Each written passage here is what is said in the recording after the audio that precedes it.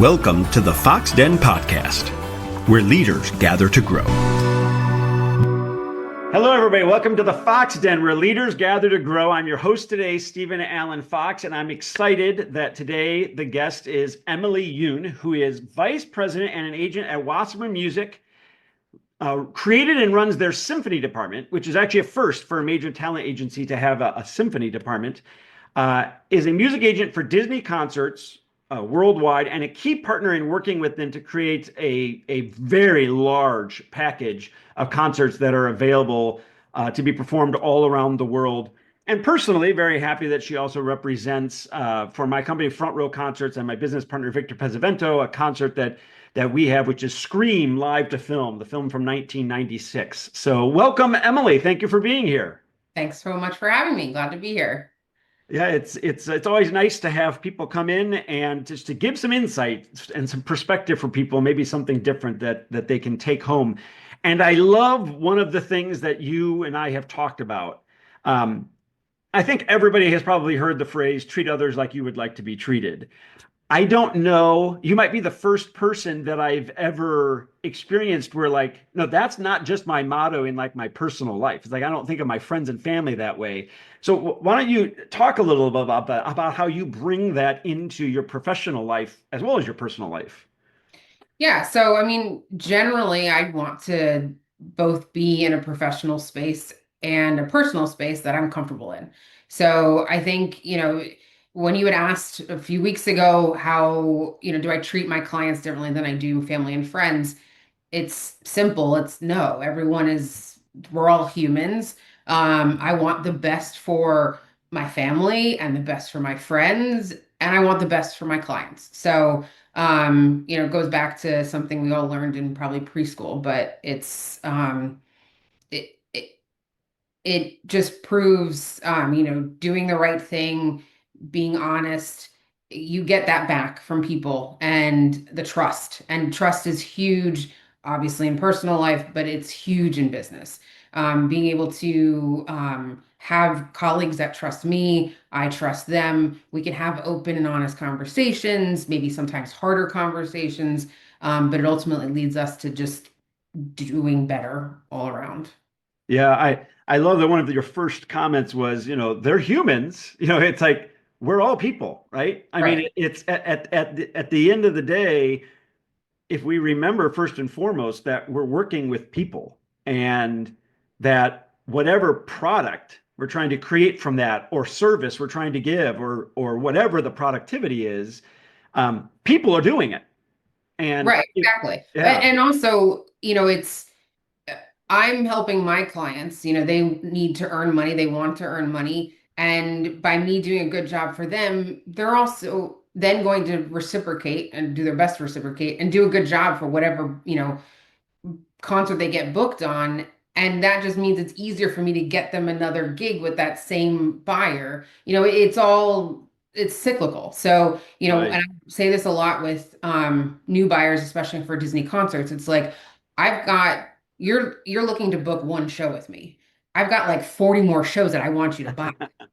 So I want your success is also my success because you're going to come back and buy more. So I just kind of take that approach with really everything. And I found that to be a very useful kind of opinion and lifestyle. Right. Well, and I think, as a conductor myself, I think that this philosophy, that's what I take to heart when I work with musicians is, Yeah. these musicians are people. And, at the end of the day, they're creating the product. I'm not. I'm leading them to something, but they're the ones that then create the sound that the audience hears. And I have found that if I let them know I see them first, um, they then kind of carry that forward. I think in a similar way, like as a conductor, if you book a conductor for a show and the way you've treated that conductor or the people that are they're buying a concert or something, if they see you acting that way, maybe they'll even pay that forward a little bit. And if it started with you, somebody's going to remember that and Yeah, come back exactly. to you again. Well, Uh, and everyone's just gonna have a better time. Like, right. I don't want to go to bed at night and wake up in the middle, of the night and be stressed because I piss someone off or vice versa. It's like we we want to be in a nice environment. Um, and I think that's just what it comes down to is being in a good space, whether it's at home or at work. And that's one of the great things I've liked with the different projects I've been on where you've been a part of it and some of the other people that have consistently been a part of it is I found it hard. I have found it to be hard in those teams of people to find people that aren't wanting to enjoy it. It's like they Right, want to enjoy it. I mean, right. people who don't want to enjoy it typically disappear from that kind of an environment because it's like we don't need you. There's enough stress as it is. Oh, exactly. But it's also like what we do for a living is create joy for people. Like the most rewarding feeling for me professionally is when I walk into a concert hall or an arena or wherever it is, and it's filled with lots of people that are so excited about what's going to happen on stage. And I just sit there in my seat just thinking, ooh, I had something to do to, help cause this to happen, to give these people joy. So like why, there are always going to be hard times in business and things that are really annoying that you don't want to do or challenging personalities. There's always, it's not all, rainbows and sunshine, but when you can make it as much rainbows and sunshine as possible because we're creating joy for people, ticket buyers, we may as well lean into that. Yeah, the Little Mermaid. I remember the first time Little Mermaid was at the Hollywood Bowl, Yeah. and for that show, the first time during the show itself, I didn't have anything to do except for be ready to jump on stage if I had to, if something happened to Kaz on the podium. And Yeah. so I walked up to the top of the Hollywood Bowl and I just looked down at 18,000 people and how many of them were kids and just on their feet and screaming and singing along and all of that. And I just stood there looking at this going, that's why we do this. So with everything you've done and the success you've had, the major corporations you've worked with, the position you hold, starting an entire department in a talent agency like that, a first for talent agencies. There's obviously a lot that has gone into this over the years, and I'm just curious, how much of your success do you think is hard work, and how much of it do you think is luck? I'd say uh 90%, 80%, I don't know. Let's say 85% is hard work, and then the rest of it is luck. I definitely think that luck plays a, a part in all of it, but you work hard to find yourself in situations that you may not expect to be in, and it's just the right timing. Yeah. And very like I have a couple of projects that I went into a meeting really for an existing client of mine, trying to get them some additional work.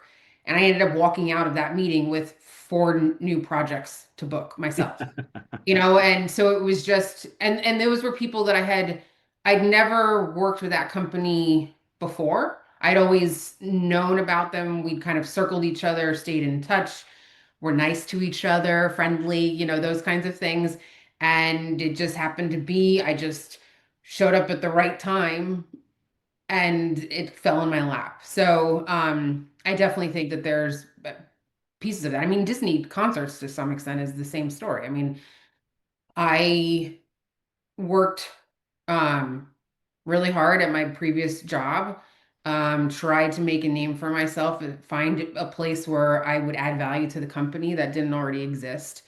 Um, my boss at the time, there was a conductor client of ours who had this um, just thought that Disney concerts could be a bigger thing than what it was. I think at that point it was Fantasia in concert and Pixar in concert, maybe Pixar in concert.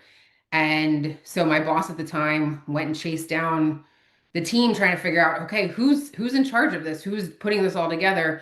Um, I happened to be in the right position to then, once that client was signed, to then book those shows and really built that business with another colleague who was sitting over at Disney. Um, and that's kind of just how that whole piece started. And again, it was just I worked hard, but I happened to be in the right place at the right time.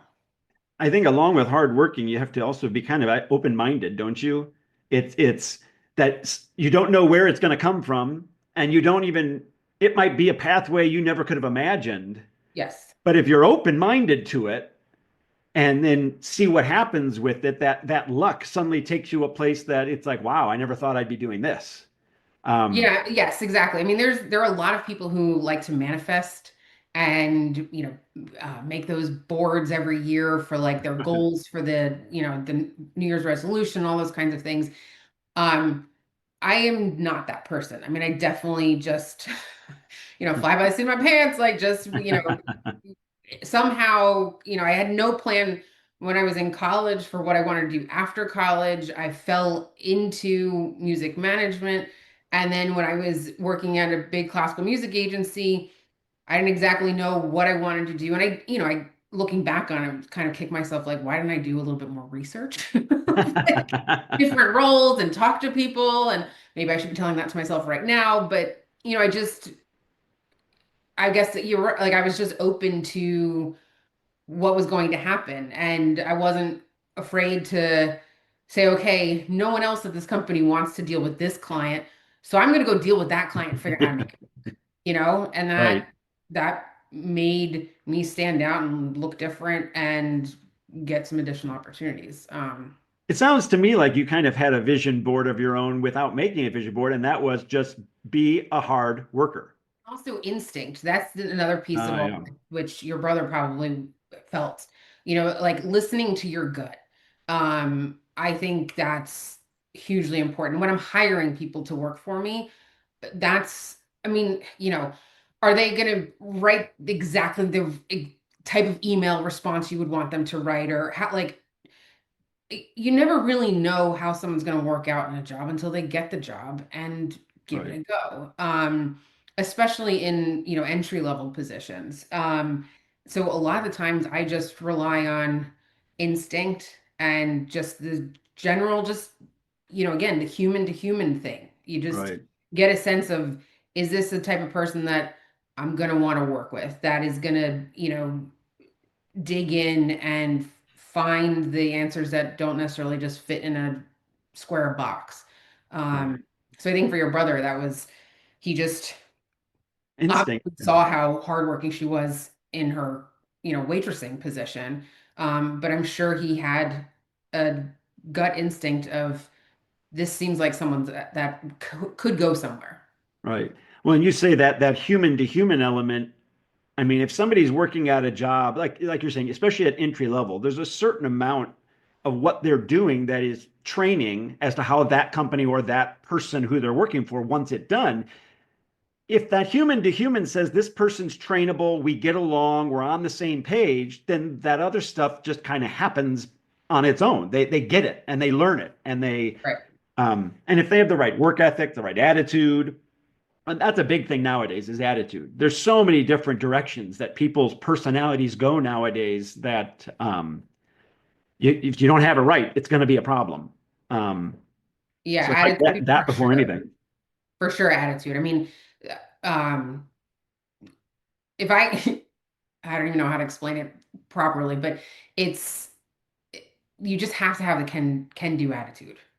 Hmm. Willing to roll up your sleeves, get your hands dirty. And even as a leader, like for my team, I'm, as much as sometimes I don't want to do it, like I just want to flip the work to someone else and have them do it. There's also a leadership thing of like, I'm willing to show my team that I can do the small stuff. Like I can figure out how to put a calendar, meeting calendar invite in my own calendar. Like I don't have to have my assistant do that. Like I can just do it myself. Or small things like, if someone's on a vacation, like my assistant's on vacation or my coordinator, if a contract needs to be entered into our system, I can do it. I'm willing to take the time to do something that is not necessarily my job, but needs to get done. And I think that is a big, important part of leadership is being willing to do the work. Step up. Yeah, do the stuff that you don't want to do. Right. Well, and that's the thing. We're asking people all the time to do things they don't want to do. So if they see you doing something you don't want to do, you're leading by example. And frankly, if it's something that they normally would do, but a situation has made it that they're just not going to be able to get it done, they're on vacation or whatever it is, Right. it also sends a signal to them that you're supporting them because they know they're the one that usually does it, but you're picking up the slack because the situation's not allowing them to do it. And, I find that that's besides people wanting to feel like they're seen as a person, they want to know that you're there to lift them up and to support them to get things done and not just say, hey, that's your job, get it done or else. Um, Right, exactly. And yeah. also, I do try to tell my team like when I need to be doing something, or there's one client in particular, I won't be specific at all, but I find it sometimes really challenging to dig in and do the work. I can't really exactly explain why, but it's just that one piece where like I start the day, I'm like, okay, I need to do this for this client. And then the day goes on, the day goes on, and I will come up with so many possible reasons to not do what I'm supposed to do. And I've been honest with my team of like, I'm struggling with this. So like you need to hold me accountable, just so Uh-huh. that they realize that, if they're in a similar situation, they can also tell me and I Right. can help hold them accountable or just there's an openness in our team as to what's hard, what's easy, and just because I'm quote unquote sit at the top doesn't mean that like it's not necessarily easy sitting up here, that kind Yeah. of thing. I have similar tendencies and I find myself surrounding myself with people. My closest people are the ones willing to tell me, Steve, get it done. Yeah. This needs to happen. It's like, yeah, and whatever it is. And or tell me, no, that's wrong. Yeah, you just got that wrong. Let's fix it. Right. Right. Um, And I try, like my assistant, I try for the most part, there's some situations where I purposely say that when I introduce him in public, that I purposely say he's my assistant. Um, which is probably a whole other conversation about being a woman and whatnot. But generally, like when we're out and about meeting clients and this kind of stuff, this is my colleague. This is I don't say, I try to introduce them on the same level or, a similar level to where I am. uh-huh. Which, the first time I I did that recently with my current assistant and he noticed. And he actually said to me, "I really appreciate that you didn't introduce me as your assistant." Well, isn't it funny? Because really all that happens when you empower somebody else is you're also empowering your own ability to succeed. It's unfortunate that some people don't see the world that way, but um, Yeah, I, and I mean there are plenty of very successful people who don't see the world that way. yeah, So this is, I guess, not the only answer. It's just it goes back to human thing, and it goes back to the environment that I want to be in.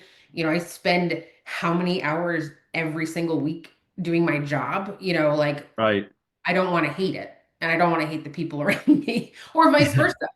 So um There are a lot of people that can be leaders that way. They just won't be on the Fox Den. Well, this would be a whole nother subject, but I have to say, we both have families. And um, how do you see a way to balance your family, your personal life, and your work? Or is that just a constant thing that has to be worked at? It's a constant thing that has to be worked out for sure.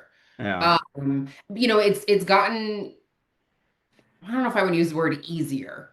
Um, it's been interesting since the pandemic with the remote work and how much more commonplace it's become. Uh, in the afternoons, my kids start coming home from school starting at 3:30 in the afternoon. And I pretty much feed them dinner when they get home because they just don't know how to snack. Like one snack and they need another snack, and it's like, okay, I'm just gonna give you dinner.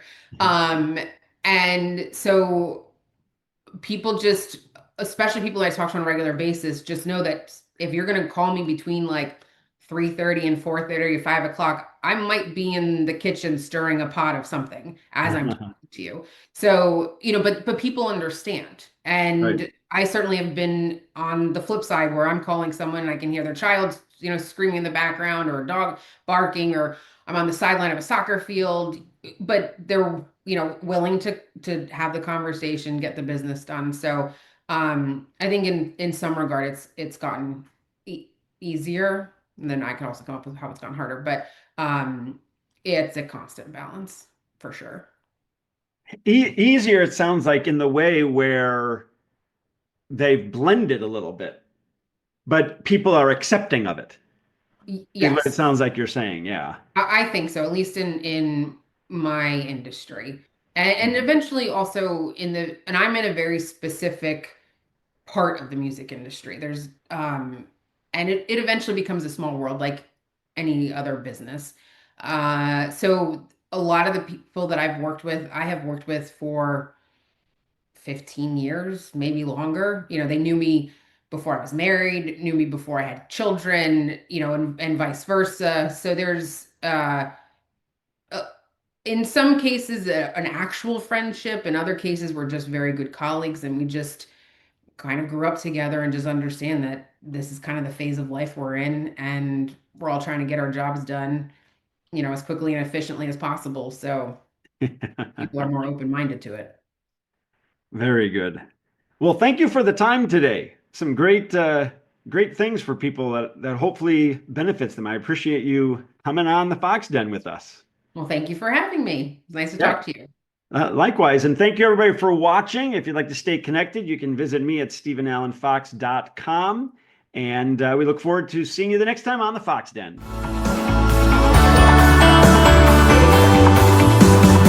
Visit us at foxpoint.net and stephenallenfox.com.